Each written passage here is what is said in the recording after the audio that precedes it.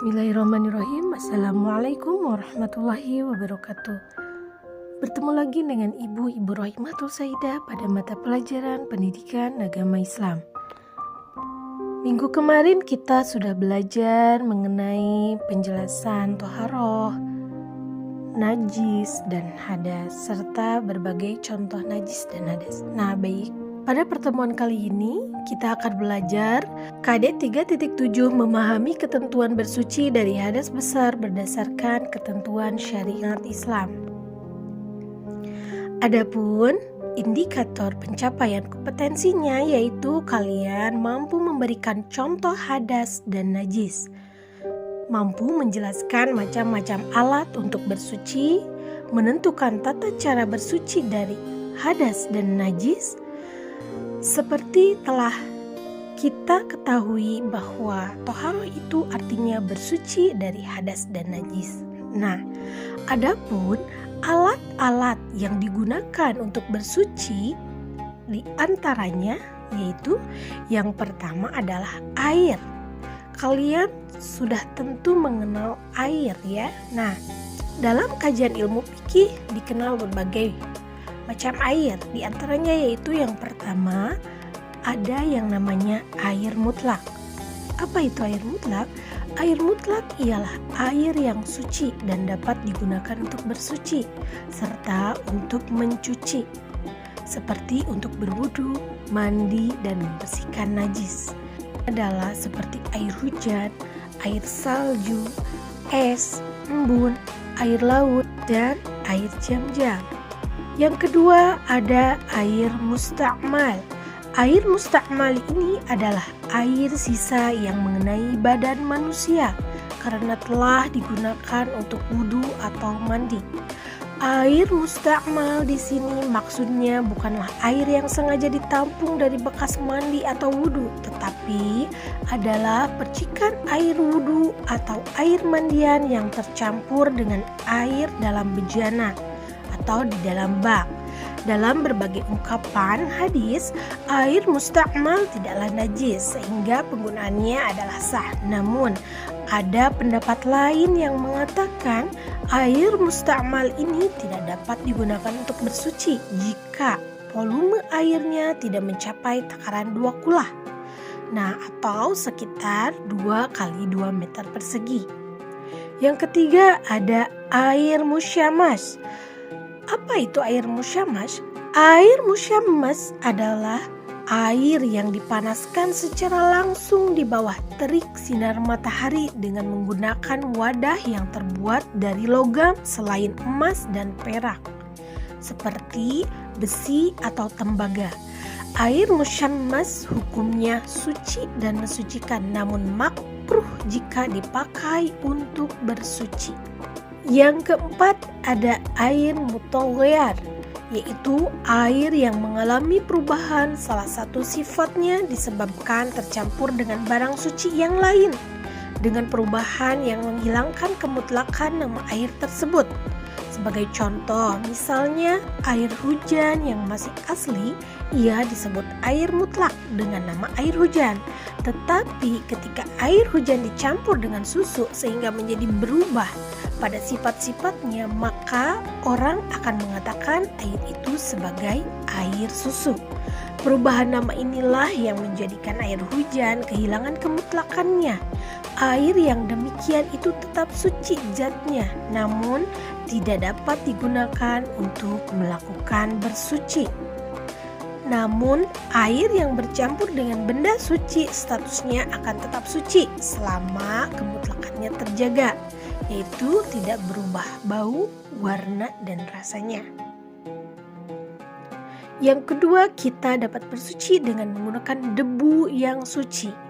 Ketika seseorang ingin bersuci dari hadas dan dia tidak menemukan air untuk itu, maka diberikan kemudahan untuk masalah itu, yaitu dengan tayamum. Adapun tata cara bersuci dari najis, Bersuci dari najis ialah menghilangkan najis sampai bersih tanpa sisa baik bentuk, rasa, warna maupun baunya. Tetapi jika ada salah satu najis yang sulit untuk dihilangkan, maka diberikan keringanan untuk itu. Misalnya darah yang sulit dihilangkan warnanya. Apabila kita menyiramkan air ke tanah atau lantai yang terkena najis, lalu bekasnya hilang, maka hukumnya sudah suci. Demikian itulah ketentuan.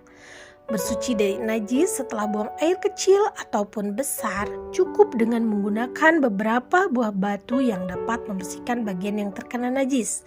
Namun demikian akan lebih baiknya jika kita menggunakan air. Dan yang akan lebih baik lagi jika menggunakan air setelah beberapa buah batu daripada hanya menggunakan air atau batu saja. Jika tanah yang terkena najis menjadi kering oleh sinar matahari atau oleh hembusan angin yang bisa menghilangkan bekas najisnya, maka hukumnya suci. Dan untuk menyucikan kencing bayi laki-laki yang hanya menyusu, cukup dengan menyiramkan air secara merata pada bagian yang terkena. Adapun pakaian yang terkena air kencing bayi perempuan harus dicuci seperti kalau mencuci air kencing orang dewasa. Cara membersihkan najis yang pertama istinja dan istijmar. Istinja dapat dilakukan untuk membersihkan segala hal yang keluar dari kubul dan dubur dengan menggunakan air.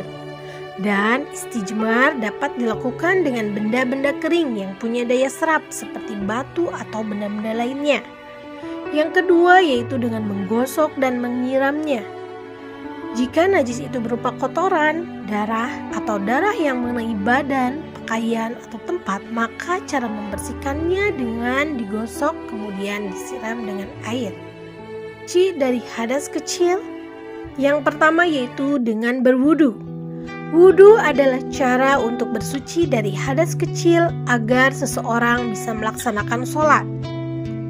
Cara berwudu telah digambarkan oleh Allah di dalam Al-Quran, yaitu dalam Quran surat Al-Maidah ayat 6. Hai orang-orang yang beriman, apabila kalian hendak mengerjakan sholat, maka basuhlah wajah dan tangan kalian sampai siku, dan usaplah kepala kalian, dan basuhlah kaki kalian sampai kedua mata kaki.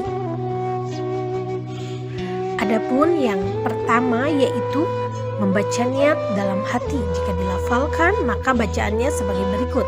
Saya niat wudu menghilangkan hadas kecil karena Allah Ta'ala. Disunahkan mencuci kedua telapak tangan, berkumur-kumur dan membersihkan lubang hidung.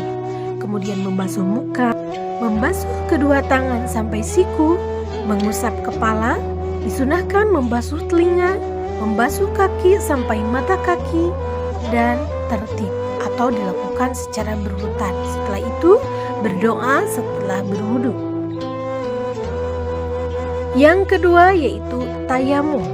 Allah Subhanahu wa Ta'ala berfirman dalam Quran surat Al-Maidah, jika kalian sakit dalam perjalanan, kembali dari tempat buang air atau menyentuh perempuan lalu kalian tidak memperoleh air, maka bertayamumlah dengan tanah yang baik.